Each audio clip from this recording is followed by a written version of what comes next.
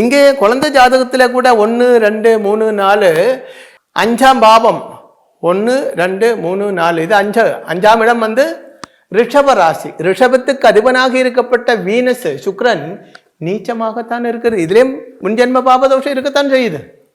அப்போ என்ன பண்ண வேண்டுமானால் அம்மா ஜாதகத்தில் இருக்கப்பட்ட முன்ஜென்ம பாபதோஷம் மாற்ற வேண்டும்.